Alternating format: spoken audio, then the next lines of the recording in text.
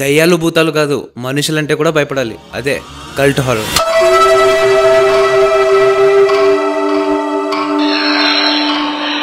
మనం నమ్మే దేవుడి నుంచి, మనం వేసుకునే క్లోత్స్ నుంచి, మనం తినే ఫుడ్ నుంచి ఇవన్నీ మన బిలీఫ్ మీద డిపెండ్ అయి ఉంటాయి. అంటే మనం ఏది ట్రూ అని బిలీవ్ చేస్తామో దాన్నే ఫాలో చేస్తాము. కానీ అదే మనిషి బిలీఫ్ ఎక్స్ట్రీమ్కి వెళ్తే, తను చెప్పిందే కరెక్ట్ అని ఎక్స్ట్రీమ్కి వెళ్తే, తనలాంటి సిమిలర్ మెంబర్స్ ని జతకి తీసుకెళ్తే దాన్నే కల్ట్ అంటారు. సినిమాలనే కాదు, రియల్ లైఫ్ లో చాలా కల్ట్ ఇన్సిడెన్సెస్ ఉన్నాయి. దాని మీద చాలా డాక్యుమెంటరీస్ ఉన్నాయి. మెనీ పీపుల్ వాళ్ళదే అయిన ఒక కల్ట్ ని ఫార్మ్ చేసుకుని సపరేట్ గా ఉండేవాళ్ళు. వియర్డ్ ప్రాక్టీసెస్ చేసేవారు. మిడ్ సామర్ అనే మూవీలో ఒక గ్రూప్ ఆఫ్ యంగ్ పీపుల్ ఒక కల్ట్ కి వెళ్తారు. అక్కడ అసలు నైట్ అవ్వదు. అక్కడ వాళ్ళు ఉన్న వియర్డ్ ప్రాక్టీసెస్, వాళ్ళు చేసే డిఫరెంట్ టైప్స్ ఆఫ్ సాక్రిఫైసెస్ కానీ, వాళ్ళది మేటింగ్ థింగ్స్ కానీ అసలు నేను చాలా ఇన్స్టాగ్రామ్ లో చూపిలేను, దాని గురించి చెప్పలేను కూడా.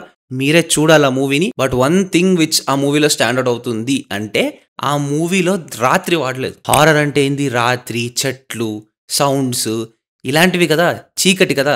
బట్ ఈ movie is all about day. Mid సామర్లో అసలు నైట్ అవ్వదు. It is all about day. Flowers which is associated with positivity. Flowers తోని, సన్ తోని, సమ్మర్ తోని he shows you horror. He makes you feel fear in the broad daylight. అంటే పొద్దున నీకు భయం పుట్టిస్తాడు. You have to check this movie out. And నా comment సెక్షన్లో టాప్ హారర్ కల్ట్ మూవీస్ ఒక 10 రాస్తాను, అవి కూడా చెక్అవుట్ చేయండి. అండ్ నా ఫేవరెట్ జానర్ క్యానబలిజం హారర్, దాని గురించి నెక్స్ట్ వీడియో చేస్తాను. కామెంట్స్లో క్యాన్ అని రాయండి.